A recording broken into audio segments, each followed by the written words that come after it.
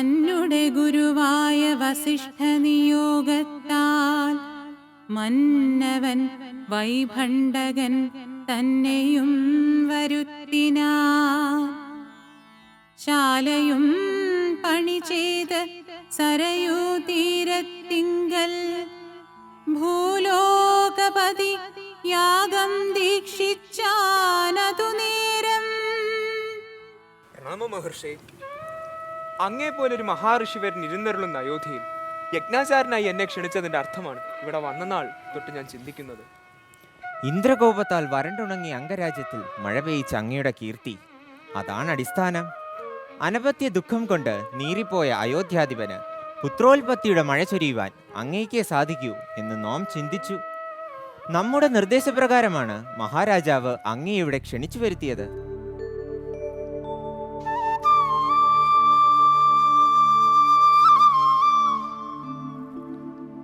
നമ്മുടെ മനസ്സിൽ ആനന്ദം കളിയാടുകയാണ് മഹർഷി. അയോധ്യ മഹാരാജ്യത്ത് നിത്യാനന്ദം പകർന്നുകൊണ്ട് നമുക്ക് സൽപുത്രൻ പിറക്കുമെന്ന് സ്വപ്നദർശനമുണ്ടായിരിക്കുന്നു. നന്ന്. അശ്വമേധയാഗം ശുഭകരവും ഫലദായകവുമായി എന്ന് നാം മനസ്സിലാക്കുന്നു.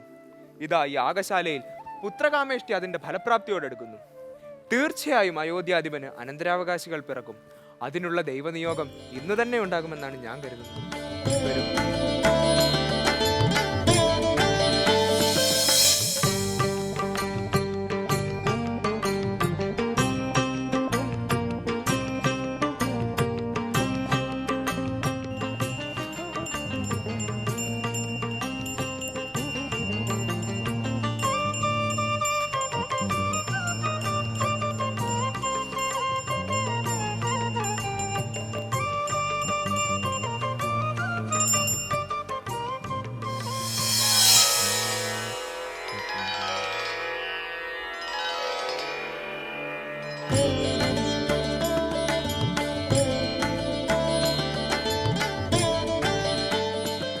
ദശരഥ മഹാരാജാവേ, നാം ബ്രഹ്മദൂതനാണ്.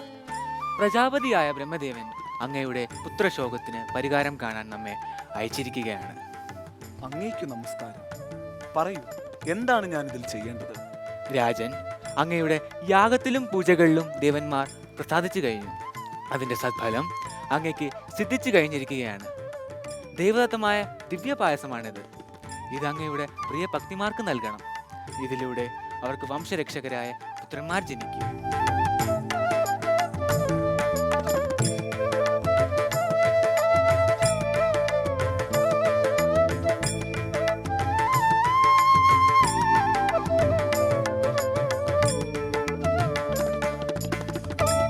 തഥാസ്തു.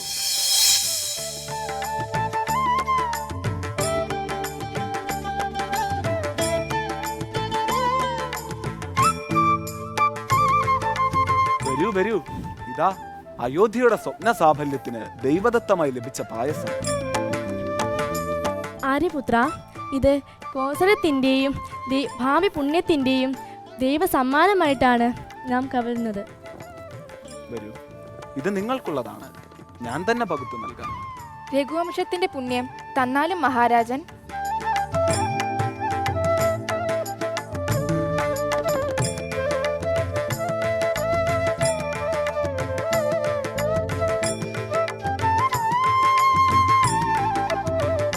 അയോധ്യയുടെ സ്വപ്നം സഫലമാകട്ടെ. ദൈവനിയോഗം സാർത്ഥകമാകട്ടെ.